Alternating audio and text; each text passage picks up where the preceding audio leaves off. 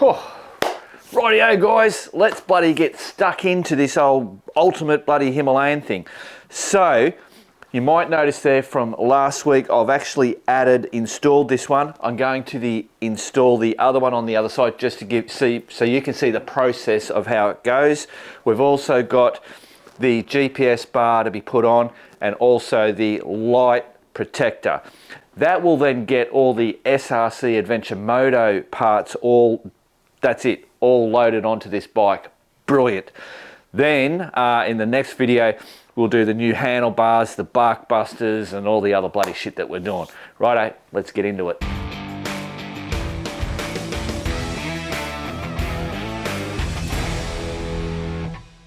So before I start the bloody installation, so obviously these are 3-litre jerry cans. You can buy the jerry cans, I think, by themselves, the whole mounting thing by itself, or as a kit. I'll put up how much they cost. But yeah, I mean, this is like the whole bloody roto pack system. You just screw this off, and hey presto, now you've got access to that. That leaves that there behind. So I'm thinking, well, you don't really want to be, if you're not wanting to carry these, I would presume that you would just take the 4 bolts off there, and this whole thing would come off, which it is, I'm saying presume, it does, and then you're just left with this plate here. Interesting how they've done this plate where it actually comes in behind, so you still get the Royal Enfield logo there, which looks good, and uses the 2 existing bolts that's bolted on with. It's a really good system. So once you've done what you want to do, you whack that on there, feed that in. I have had someone say that this does rattle a little bit, and what he did was he put a bit of Prius neoprene, stuck it on there, and that stopped the rattle. Because basically it's just tighten it on. I mean, obviously, yeah, that doesn't look like it's going to rattle, but obviously it does after a while maybe. But anyway, there you go. Right, let's get the other one on. Right, so this is what you get. So obviously a diagram. Now I will make a note, I said that these aren't installation. Because all the stuff that came to me was direct off the boat from Taiwan, they do come with instructions and also this diagram. With all the other stuff. So 3-litre jerry can, here's your mounting system. So there's obviously a right hand and a left hand. There's your little doodah that goes bloody into there. Then there's these little rubber bloody foam things here and some ties. And when I saw this in the packet, I'm thinking, what the hell? We're putting this on with ties. That's not going to be very secure. But you'll see how it goes, and I like that they've added it's just, yeah, good little system. Right, so the first thing I want to show you guys, and I'll just get down, so those 2 nuts down there, or bolts, whatever you want to call them, that's what I'm going to be taking off. I'm going to bring around the other side now. Right, since we're working near the bloody tank, we don't want to scratch it, so I just put a little microfiber cloth over that. We've got a 10mm thing here. So if you wanted to actually take when the plate's sitting here and you don't like the look of it, or for whatever reason, taking this on and off isn't really a chore if Mark can get his bloody tool right. You could take the whole thing off. These are nylock nuts that they've got on there. Loosen that one up, get this one. They're not on there very tight, just snug. I'll come back to you when this is just about to come off. Righto, just about off. Oh, there she blows.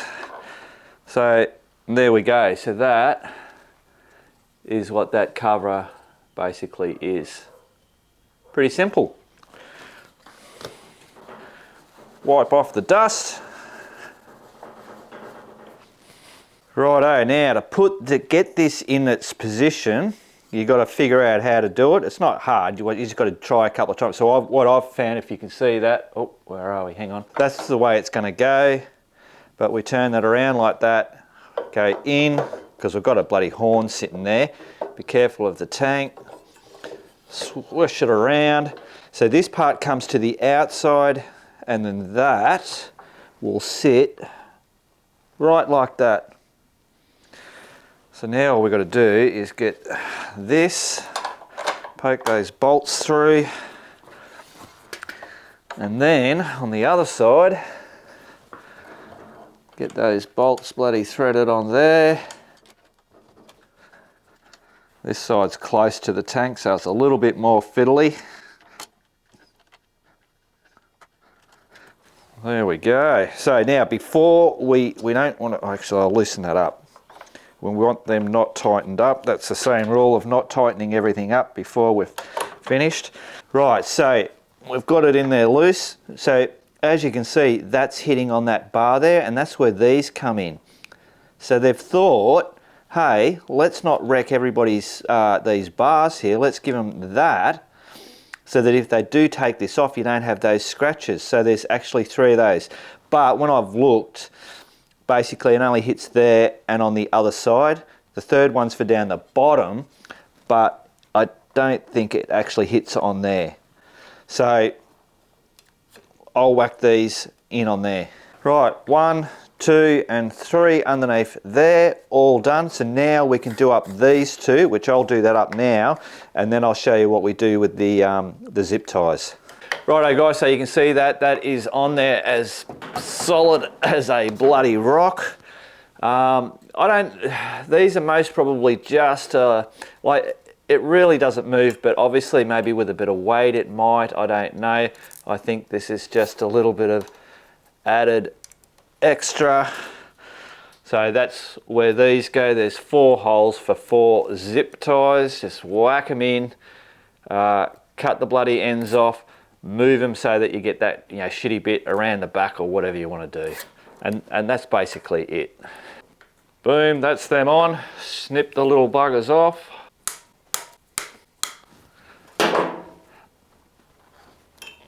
Spin them around the back.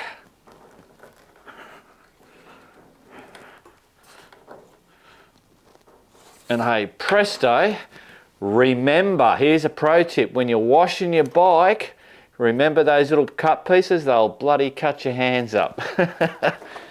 Righto, let's whack the thing on.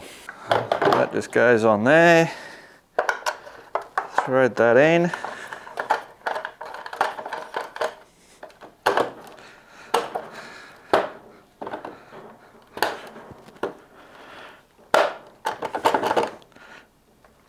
Yeah, sometimes, see now, see how that rattles like that? I've noticed there's 2, which gets really hard to then undo.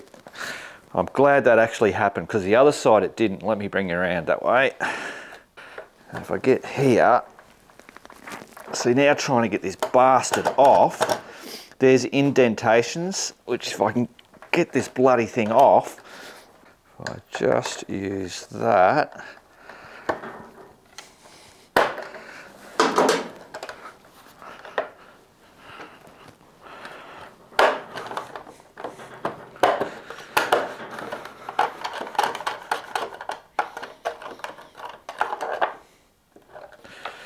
So, see those little knobbly bits there? They obviously line up with, get the bloody hang. Yeah, they end up in there, which gives you that, seems to give you that issue every now and then. So the other side didn't do it, but I did have that problem before. Let me just do this again.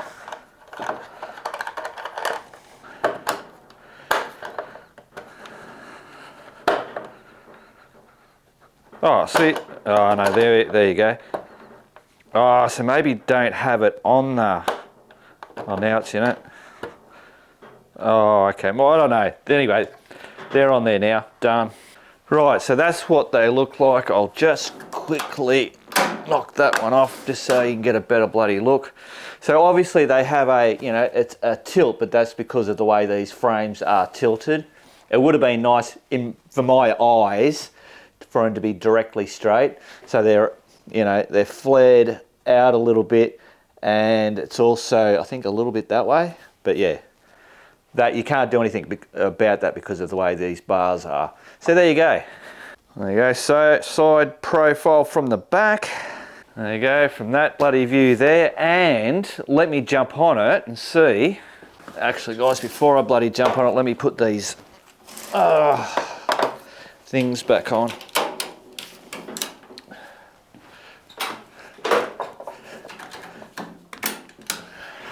Make it a bit safer. Righto, so we're on, up on the pegs, plenty of room. Actually, that feels pretty good. That might even give you a bit of, little bit of weather protection maybe, or whatever. Yeah, cool. All right, well there you go, that's done. Right, the next job is the headlight protector and the GPS bar. Now, these both get mounted using the same existing screws that hold the fairing on, or the windshield, but so we've got bolts for each, but these are going to be using the same.